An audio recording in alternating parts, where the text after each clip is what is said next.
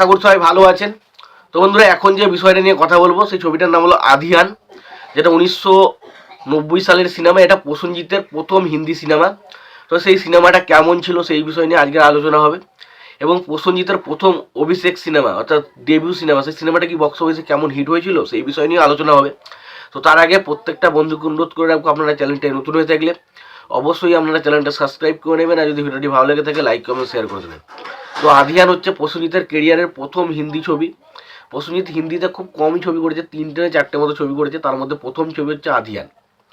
যে ছবির main lead চরিত্রে আমরা শত্রুঘ্ন সিনহাকে দেখেছিলাম এবং তার পাশাপাশি মমতাজকে দেখেছিলাম।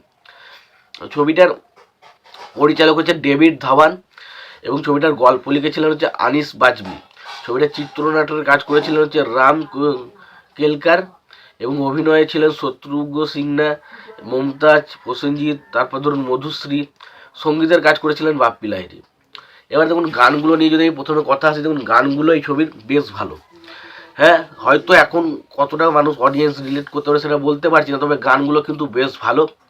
তবে ছবিটায় প্রসেনজিৎ একটা সাইড অ্যাক্টর হিসেবে কাজ করেছিল, সেখানে কিন্তু লিড হিরো হিসেবে কিন্তু প্রসেনজিৎ ছিল না। এখানে লিড হিরো হিসেবে ছিল হচ্ছে শত্রুঘ্ন সিনহা এবং অবশ্যই মমতাজ। এদের কেন্দ্র করে কিন্তু ছবিটা তৈরি হয়েছিল, যেখানে আমরা শত্রুঘ্ন সিনহার ক্যারেক্টারটার নাম জানতে পারি, যেটার নাম হচ্ছে দুষ্মন্তর, এবং মমতাজের ক্যারেক্টারটার নাম হচ্ছে শকুন্তলা, এবং প্রসেনজিতের ক্যারেক্টারের নাম হচ্ছে বিকি বা বিক্রম, এবং পাশাপাশি তার একটা মানে রয়েছে। এবার বিষয় হচ্ছে মধুশ্রীর যে নাম বললাম সেটা প্রসেনজিতের সাথে তার রিলেশন। এবার মেন যে ফোকাসটা হয় ছবির মধ্যে সেটা হচ্ছে শত্রুঘ্ন সিনহা। সে একজন খুব একটি মানে উচ্চ পরিবারের সন্তান, তার বাবা খুবই বড়লোক, এবং মমতাজ সে প্রচণ্ড দরিদ্র পরিবারের সন্তান।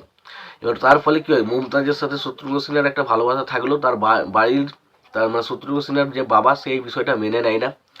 এবং পরবর্তী সময়ে কী হয় দেখা যায় যে শত্রুঘ্ন সিনহা কীভাবে সংগ্রাম করে সে তার বাবা নাকি তার স্ত্রী কোন দিকে সে থাকে সেটা জানতে গেলে আপনাকে সিনেমাটা দেখতে হবে। এবং সিনেমার প্লট হচ্ছে একদম সিম্পল, তবে প্রসেনজিতের কেরিয়ারের প্রথম সিনেমা হিসেবে প্রসেনজিৎ যেটুকু কাজ করেছিল ছবির মধ্যে বেশ ভালো। যেমন শত্রুঘ্ন সিনহা এবং আমি বলবো মমতাজ, তারা কাজ কিন্তু খারাপ করেন, তারা যথেষ্ট ভালো অভিনয় করে। এবং শত্রুঘ্ন সিনহার একটা ভয়েসটাই অন্যরকম ছিল ছোটোবেলায়, আমি শুনেছি অনেকের মুখে।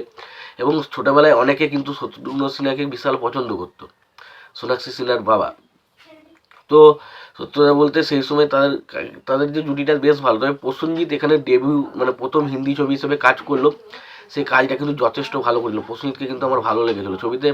শত্রুঘ্ন সিনহার থেকেও প্রসেনজিতের কাজ আমার কিন্তু চরম লেগেছিলো। প্রসেনজিতের কাজ, অভিনয় সব জায়গা থেকে প্রসেনজিৎ কিন্তু বেস্ট একটা কাজ করেছিল। এবং পাশাপাশি আমি যদি বলি ছবির গানগুলো কিন্তু আমার মোটামুটি ঠিকঠাক লেগেছিলো। প্রত্যেকটা গানই মনে হয় ঠিকঠাক এক ধরনের গান, এরকম ধরনের গানগুলো ছিল।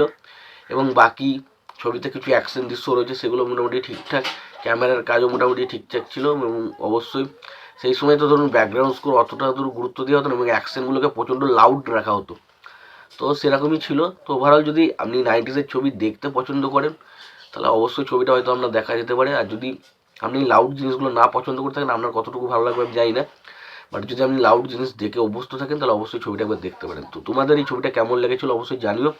আর তোমাদের যদি ভিডিওটি ভালো লেগে থাকে লাইক কমেন্ট শেয়ার করে দিও। চ্যানেলটা নতুন হয়ে থাকলে অবশ্যই তোমরা চ্যানেলটা সাবস্ক্রাইব করে নিয়ে পাশে বেল আইকনটা অবশ্যই প্রেস করে দিও। ভালো থেকো, সুস্থ থেকো, দেখা হচ্ছে পরে ভিডিওতে।